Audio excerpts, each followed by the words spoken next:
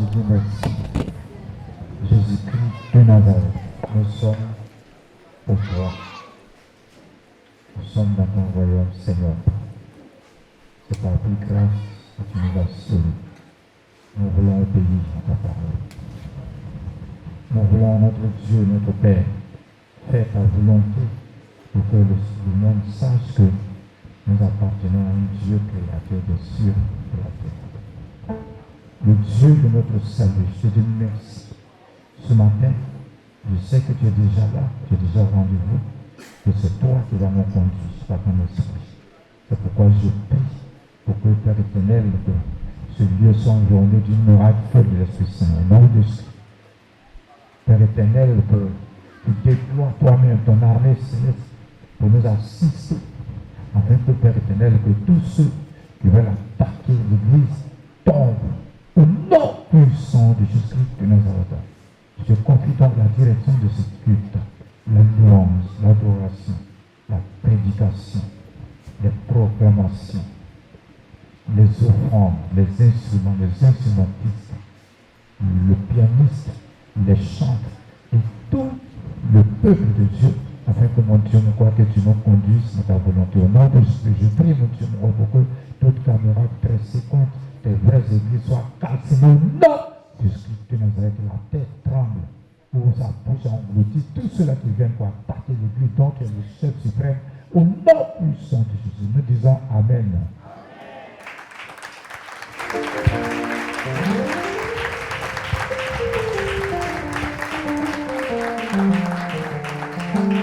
Alléluia.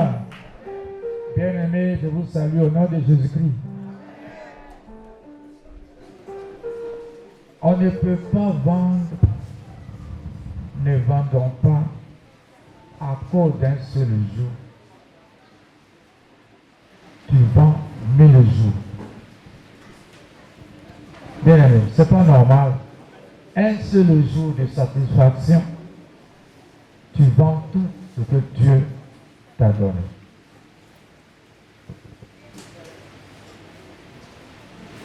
Et nous sommes en train d'étudier.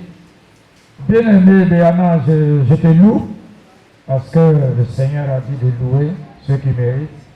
Puis de toi et ton épouse, vous venez très tôt au culte. Ça veut dire que vous êtes vraiment, vous avez l'amour de venir au culte. Vous aimez bien le Seigneur, que le Seigneur vous bénisse. Toi et ta femme, au nom de Jésus. Voilà. On doit presser les pas pour venir tôt au culte. Quand tu es à la maison, mais ton cœur bouffe. Ouais. Parce qu'on aime le Seigneur. On est dans un autre royaume. Nous sommes en train de parler des influences extérieures.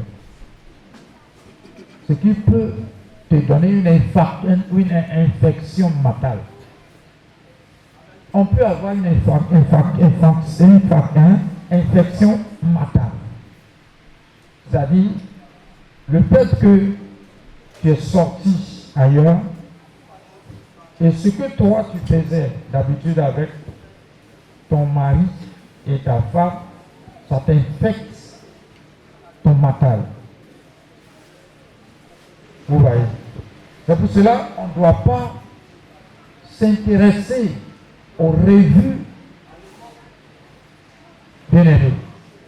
Avant d'entrer dans notre intimité, on ne doit pas s'intéresser à la pornographie, aux films qui nous séduisent, tes capacités, ce que toi tu as dans le foyer d'habitude, vous restez dans ce carnaval.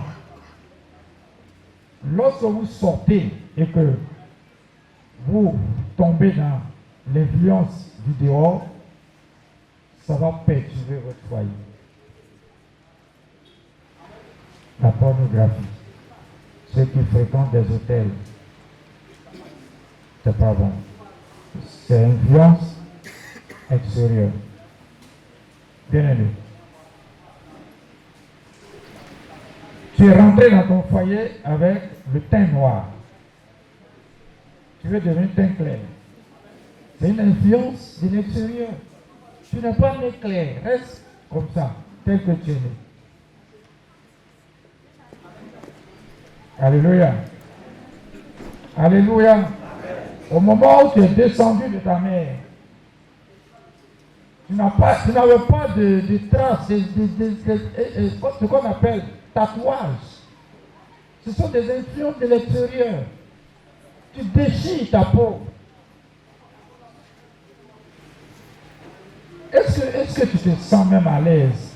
Tu n'as pas honte de dessiner sur ta peau, de mettre, on nous dit que le scorpion sont des démons, bien aimés, au bras, et tu dessines sur ta peau. C'est une influence de l'extérieur. Tu appelles les démons sur toi-même.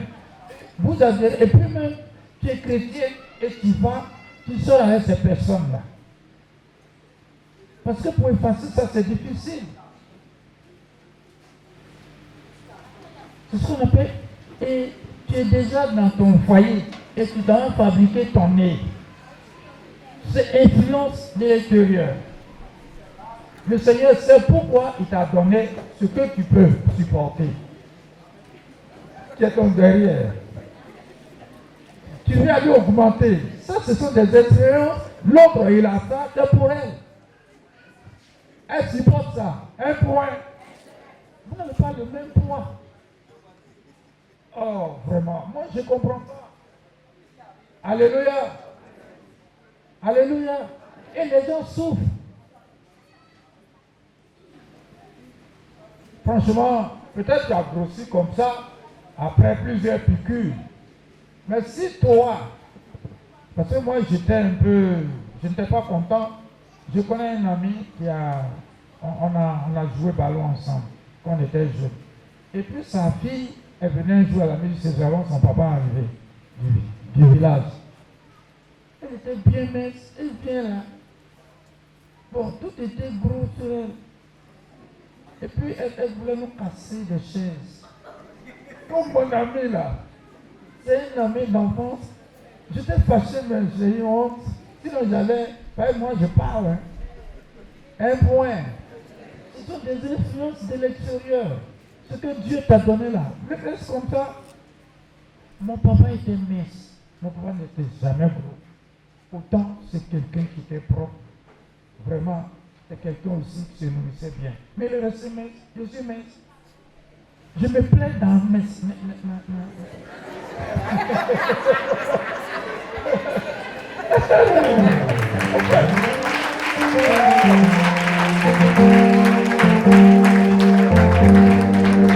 Un point.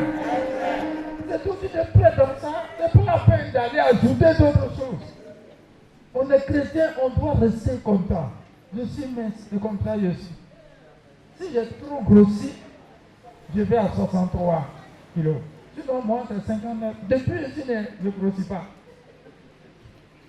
Mais je suis âgé, tu vois. Ceux qui étaient gros, mais ils sont morts. Tout chacun supporte son poids. Acclame le Seigneur. C'est pas la peine de... Un point. Bisé. On va lire Proverbe 15, verset 1. Dans le foyer. Proverbe 15, verset 1. Proverbe 15. 15, verset 1 seulement. Proverbe 15, verset 1.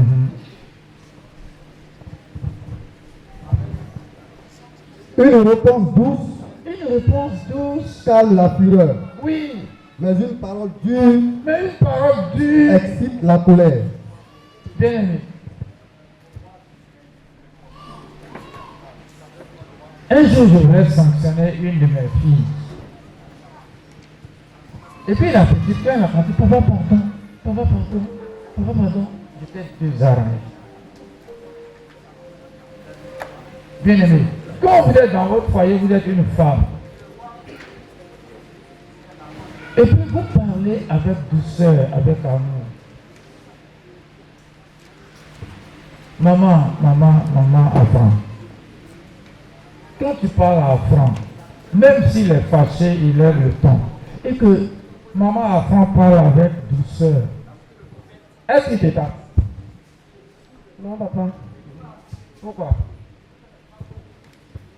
Parce que je n'ai pas parlé avec violence. Oui. J'ai parlé avec douceur. Il m'a dit qu'il est Mais si tu parles aussi avec violence. Je vais faire. Non, on est là. Faut pas qu'on va mentir. Non. On n'a qu'à dire et puis on corrige au fur et à mesure. Un point. Dis ce que toi tu fais à la maison. Parce que lui-même il est là. Bon, même si tu as protégé, arrivé sur la route là, dans ta voiture là, elle va dire tu vois comment tu m'as.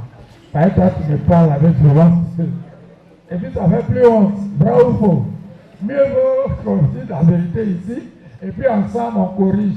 Et au fur et à mesure, on est réglé. Un point. Hein? Papa lui-même ne parle pas avec violence.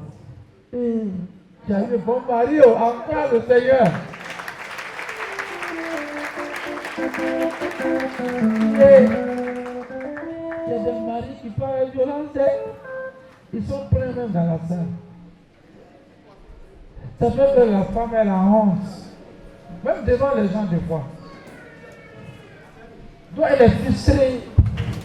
Elles ne se sent pas aimées. Parce qu'en fait, moi, on ne peut pas me parler avec violence. Moi-même, je suis violent. Donc, si tu me parles avec violence, je suis trop dur. Donc, quand tu me parles avec violence, je suis aussi dur. Or, si tu me parles avec douceur, c'est comme un frère complice. Donc, je ne parle pas avec violence. Non, papa. On va acclamer encore le Seigneur. Après, je te loue. Un point. Et toi? Toi, tu lui parles avec violence. Moi, je sais. Si. Non, C'est papa. vrai? Non, papa. Si tu le contredis des fois. Non. Hein? Non, papa. Donc, tu parles comment? Vous-même, vous avez entendu dans la Bible, hein, une parole, la parole est douceur, ça crée l'unité et puis ça crée l'union. Hein? Maman, on t'écoute. Papa, je ne lui parle pas avec violence. C'est vrai? Oui, papa. Avec amour, Oui, papa. douceur. Oui, papa.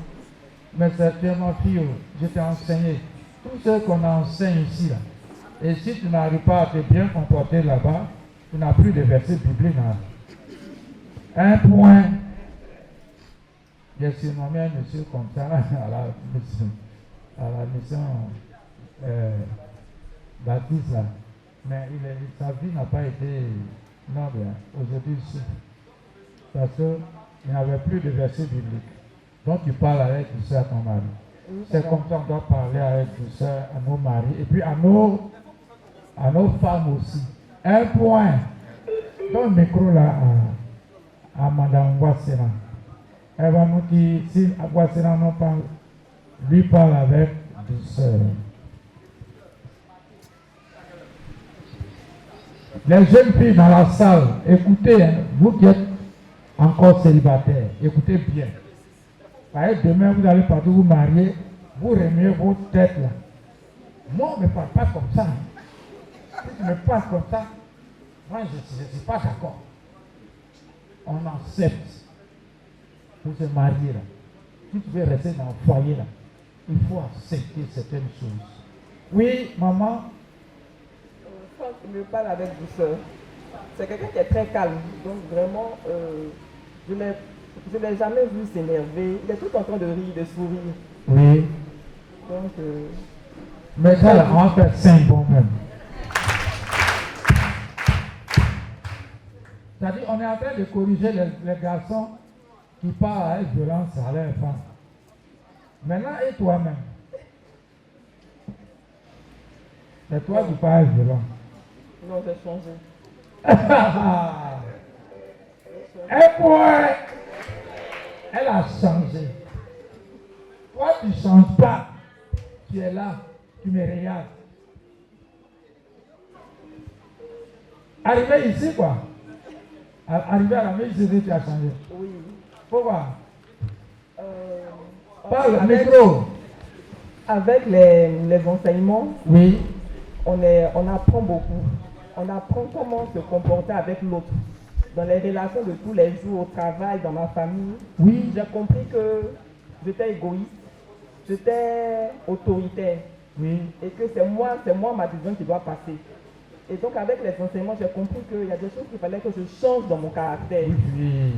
Il faut que je sois humble, pour que les autres comprennent ce que je veux. Il faut parler avec douceur. Oui. Et puis il faut accepter que l'autre soit différent. Et il faut pardonner. C'est ce que je n'arrivais pas à faire. Donc avec tout ça, ces enseignements... Mais ce que tu dis, moi je crois. Parce que ton fils est là et tu as invité Hugues. Hugues m'a dit. Il a dit que quand elle m'a invité, Hugues tu es là non?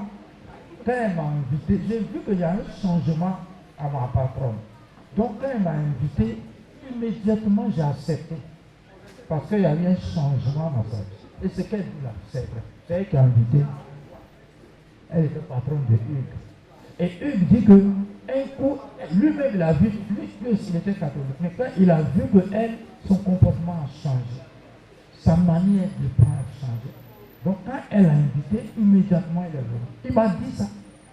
Donc ce qu'elle dit là, c'est la vérité. Dis bon pour elle. Comptez, hein.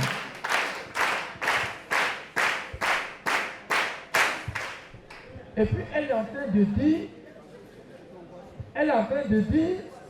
ce qu'elle était.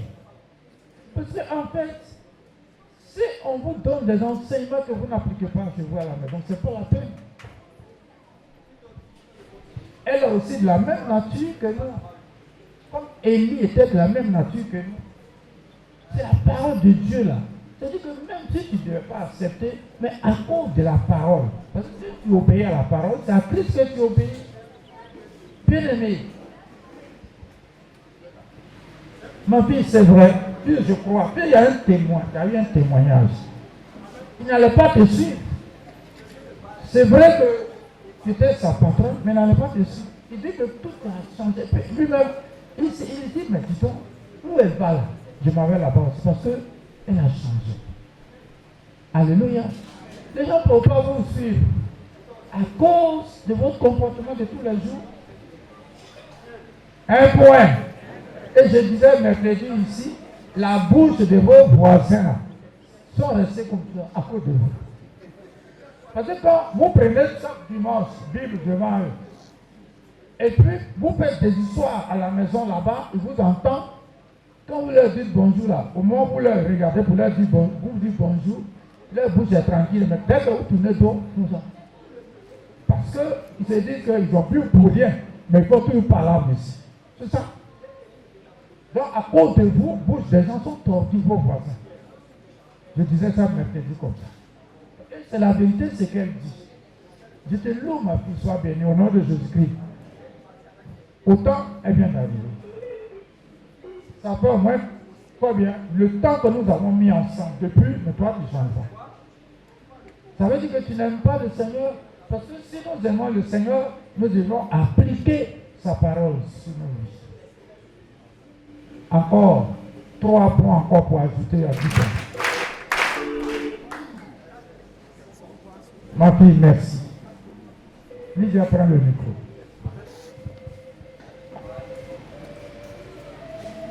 Vous voyez, tout à l'heure je disais comme ça, que tu ne peux pas vendre à cause d'un jour. Tu as une grande bénédiction devant toi. Mais pour un plaisir de 5 minutes, un jour, tu vends tout. Dieu nous a donné le salut.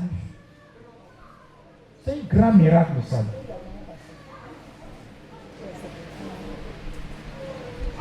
C'est un grand miracle.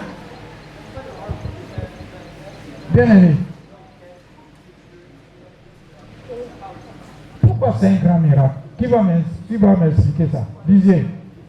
Pourquoi le salut c'est un grand miracle? Alors, dans ton foyer, puisqu'on a lu, on va lire tout à l'heure Genèse 2, verset 18. Alors, pourquoi c'est un grand miracle? Et dans ton foyer aussi, le mariage, c'est une institution aussi sainte de Dieu. Mais si toi et ta femme, vous n'arrivez pas à obéir, ça veut dire que vous perdez le salut. Pourquoi c'est un grand miracle? Pour moi, c'est un grand miracle. Parce que c'est un changement total pour moi. Un changement total pour lui. C'est bon. Pourquoi? Parce que ce que j'étais, Avant que je ne connaissais Dieu, ce qu'il était avant qu'il arrive à connaître Dieu, je ne le suis plus. il ne le suit plus. Pourquoi? Il y a eu une régénération, Oui, il y a eu, comme je le disais, un changement radical, Oui. un changement vrai, oui, parce que je me connais moi-même. Et puis aujourd'hui, je ne suis pas ce que j'étais. Quand je vois cela, je me dis que j'ai vraiment changé totalement. bien aimé. Mais comment tu es? C'est-à-dire avant, dans la journée comme ça, tu étais derrière les femmes partout. Bon, pas totalement. Bon, je ne vais pas dire que je prends l'exemple sur mon papa, mais mon papa était un gars frivole. Mais je ne peux pas être comme mon père. Je ne peux pas être comme mon père. Voilà. Je ne sais pas, mais j'ai choisi d'être moi-même seul. C'est vrai, je pouvais peut-être le faire, peut-être un an, peut-être, mais aujourd'hui non, franchement. Aujourd'hui non. Bon, je ne comprends pas certaines personnes. Tu ne changes pas. Oh, le salut, quand il parle de régénération, avant là, ton esprit était fermé. Aller dans un maquis, aller découcher derrière une femme, aller faire 3, ça tu ne savais pas. Pour toi, tu vis. Maltraiter sa femme, maltraiter son mari, ça, c'est-à-dire que tu avais encore l'esprit fermé. Tu es chez ton mari et puis tu as plusieurs pompiers, ça c'était, c'est-à-dire que tu avais l'esprit fermé. Mais maintenant tu as été régénéré. Bien aimé. Vous voyez. Donc ta manière de parler a changé. Tu as la crainte de Dieu. Quand tu veux poser une action qui ne glorifie pas le Seigneur, tu dis non. Parce qu'il voit tout, il te voit. Il nous voit. Parce que tu es en train de poser une action qui n'est pas agréable. Il te voit. C'est pour cela qu'il dit, je n'ai pas juré là. Alors, si je dis, je n'ai pas fait. Toi, si tu veux qu'on raconte, mais je sais que je n'ai pas fait. Dieu sait que je n'ai pas fait. Je suis libre. Si tu veux, il faut aller publier, mais je n'ai pas fait. Vous voyez. Donc, il y a une régénération, mais tu ne changes pas. Quand on se marie avec son frère, on se marie avec sa soeur, là, on ne doit pas se tromper. Et on ne divorce pas. Comme les gens du monde. Bien aimé, je suis fréquenté par plusieurs autorités, étant homme de Dieu. Mais il y a une dame qui est juge. Elle dit qu'il y a un pasteur qui était venu plusieurs fois chez Dieu. C'est elle qui était en train de juger. Et le pasteur est venu. Il dit non, je ne veux plus. Et puis la dame dit, moi je suis chrétienne aussi, mais je suis juge, pasteur. Je suis en train de dévier. C'est toi, pasteur, qui dois dire aux gens de ne pas divorcer. C'est toi qui dis que tu divorces. Donc moi qui suis fidèle aussi dans une autre église, j'ai fait comment? Parce que mon mari aussi a des défauts. Bien aimé. Elle dit le pasteur a regardé le sol. Il est parti, il n'est plus revenu. Nous sommes dans l'église. On nous enseigne. Mais l'église là, Dieu là, quand il te convertit là, c'est avec le cœur.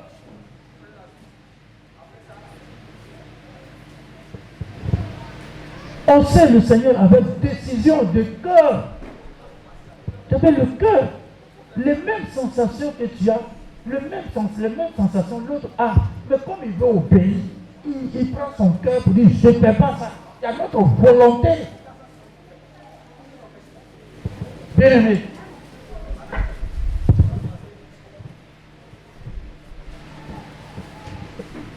Bien aimé. Parce qu'en fait, les gens racontent, c'est pas tout le monde, c'est pas la même chose. Il y a ta volonté. Dieu est là, il pourvoit aux besoins de quelqu'un, même si tu n'as pas d'argent. Tu es une jeune fille, tu n'as pas d'argent. Prie le Seigneur, parce que tu sais, le Seigneur, le sexe n'est pas fait pour vendre. C'est pas fait pour vendre. C'est tout juste pour multiplier la terre, pour faire enfant. Ça s'arrête là. Que le Seigneur, c'est biblique. C'est pas fait pour vendre. Tu es une jeune fille, tu ne veux rien faire. Tu as 10 doigts. Tu ne travailles pas encore. Vends chips, vends quelque chose. Mais ce n'est pas ton corps que tu dois vendre.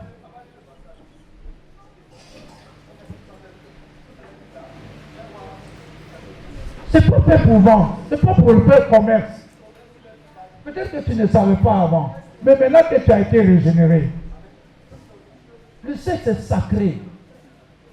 Pourquoi? Parce que Dieu a béni l'homme, il a béni la femme, il a dit multiplier la terre. Donc s'il a dit de multiplier la terre, ce n'est pas aussi pour multiplier dans le désordre, c'est se marier. On va lire Genèse 2, verset 18. Tu es chrétien, mais quand même tu te prostitues.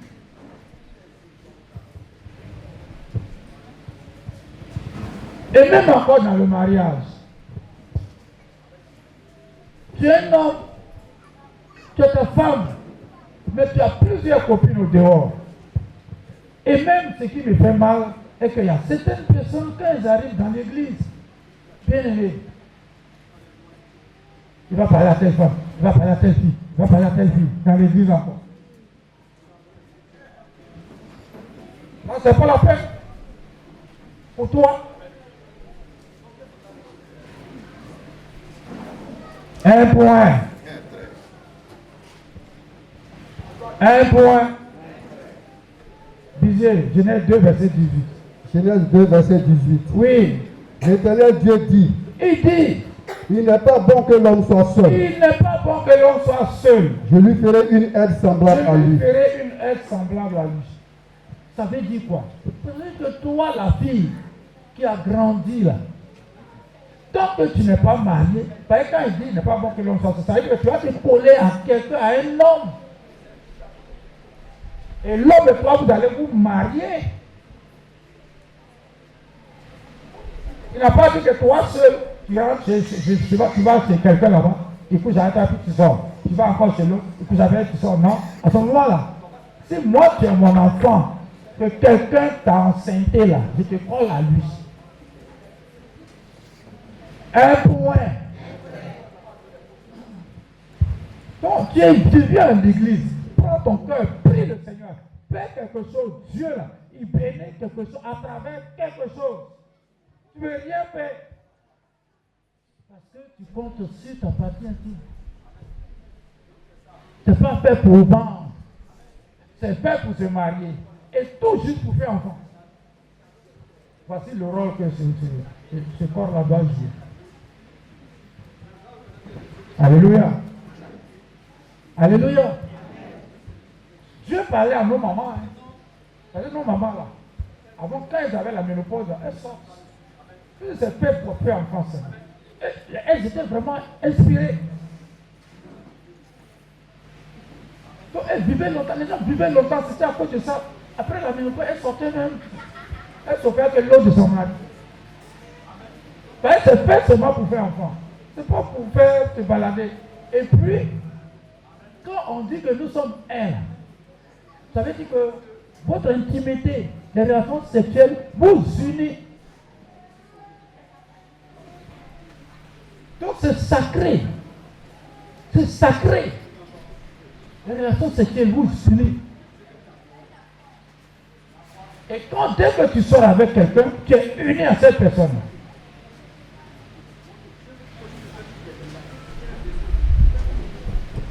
Aujourd'hui, les églises sont devenues poubelles parce qu'on ne parle plus du péché. On ne parle plus du péché. On dit comme il a tout pris à la croix, donc c'est fini. C'est faux. Le mariage là, avant de se marier, il faut beaucoup prier. On ne quitte pas l'homme comme ça, on ne quitte pas sa femme comme ça, on ne la botte pas. On ne l'insulte pas, on n'insulte pas son mari.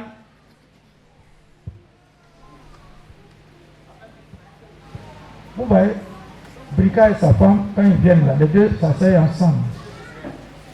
Un point. Ils sont collés. Depuis la classe de collecteur, peut-être 4e ou 5e, ils sont tous ensemble. Ils ne vont jamais divorcer. Chez moi, ici, on ne divorce pas. Peut-être tu allais te cacher quelque part. Un point. On va se lever, on va acclamer le Seigneur. Accorde Jésus.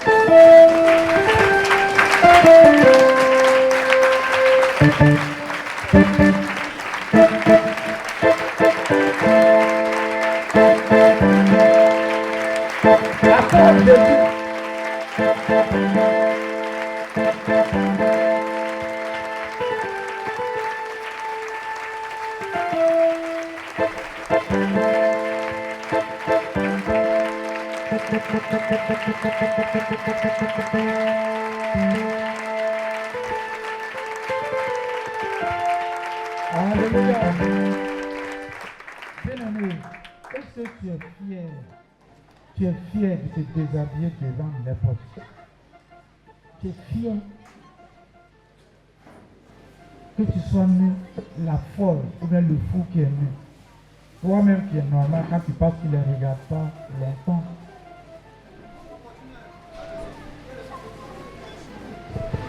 Dieu, c'est pour ça que quand les gens mentent, on peut cheminer avec un homme, une femme, et puis ne pas sortir avec eux.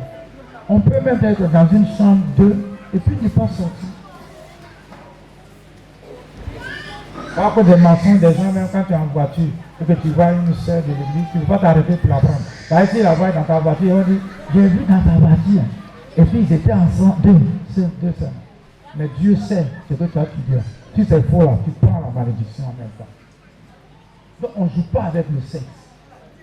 Tu es jeune fille, ça ne veut pas dire que tu es libre. Tu es jeune fille, mais tu attends ton mariage. Tu n'as pas besoin de te prostituer. Alléluia. Alléluia. Dans la logique, quand tu es devant un homme, tu ne te connais pas. Quand il t'insulte là, tu lui parles comme tu veux, vrai ou faux. Quand tu es là, et puis tu as deux copains qui se croient ici, toi. Pour parler même, tu as des difficultés. C'est-à-dire que tu as honte. Vrai ou faux? Vrai ou faux? On doit rester intègre sur notre corps. Parce que le Saint-Esprit habite en nous. Je fais comme ça. Je ne suis jamais allé quelque part pour me laver. Mais je suis rempli du Saint-Esprit. Puis quand attrape-moi, quand il y a des mois, puis la personne tremble. Et ton corps, là, tu vas partout. Tu es un homme, tu fais des affaires, mais tu n'es pas tranquille. Dieu ne peut pas travailler dans ta vie. Si tu es d'accord avec moi, acclame encore le Seigneur.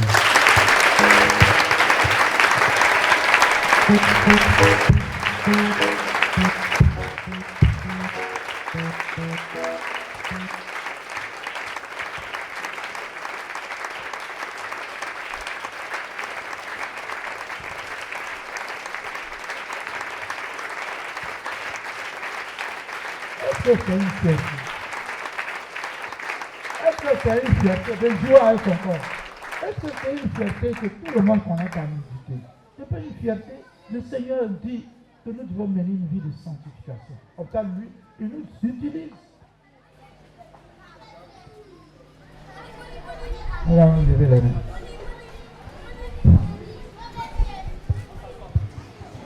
Tu dois obéir à ton mari. Tu dois te soumettre à ton mari. Tu dois obéir. Tu dois respecter ta femme. Et Dieu va travailler dans votre vie. Seigneur, merci pour ta parole. C'est toi seul qui peux nous rendre forts. C'est toi seul, mon Dieu, mon roi, qui nous rend extraordinaires. C'est toi seul qui combat pour nous. C'est pourquoi ceux qui sont encore faibles dans cette situation, Seigneur, que tu interviennes dans leur vie au nom de Jésus-Christ. Donc, Père éternel, que l'Esprit du Seigneur les rende forts au nom de Jésus-Christ. Je prie pour ce culte, en fait que ce culte soit un culte de foi, un culte de délivrance au nom de Jésus-Christ. La direction de ce culte, la louange, l'adoration, les proclamations, les instruments, les instrumentistes, les chants, le pianiste va jouer, que tu les remplis tous de la plénitude de l'Esprit Saint au nom de Jésus. Les offrandes, Seigneur. Et tous ceux qui sont là pour maudire les offrandes, laisse-ils vont mettre leurs mains, que leurs mains soient brisées au nom de Jésus. Et qu'ils soient sous la malédiction au nom de Jésus. On va clamer le Seigneur. Deux chants de louange.